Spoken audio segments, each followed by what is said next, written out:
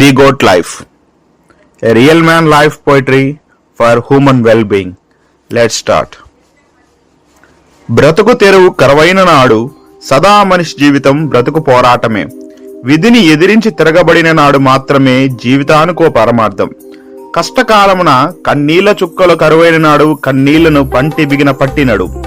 ఎదిరీత లేని నీ అసమర్థతను ఎదిరించగలవు. ఆశల వారధి నడుమున అవకాశాల వంతెనను ఏర్పరచుకొని ఆశయాన్ని గెలువు.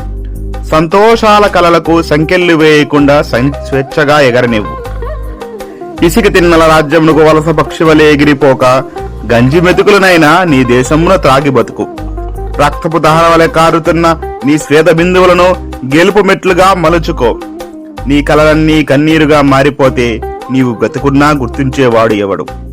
నిట్టూర్పులిడ్చి నిన్ను ఏసడించుకుని చూసిన చూపులకు, నీ మనస్సుకు తగిలిన గాయాలకు గెలుపు మందు వేయకుంటే నీకు ఆత్మశాంతి కలుగుతుందా? కారడివిడి విడిచిన, నడి సముద్రాన వదిలిన, ఎడారిన విసిరేసిన, కార్యదీక్ష పుణ్య కార్తవీరార్జునుడులా తిరిగిరా. ఒక్కటై పుట్టిన నీకు ఒంటరైపోయేవాడికి నడి మధ్య తగులుకున్న ఏదీ ముఖ్యము కాదు, నీకు నీవు తప్ప. ఓ మహాకవి చెప్పినట్టు, కుదిరితే పరిగెత్తు, లేకపోతే నడు, అదీ చేత కాకపోతే పాకుతూ పో. అంతేగాని ఒకే చోట అలా కదలకుండా ఉండిపోకు.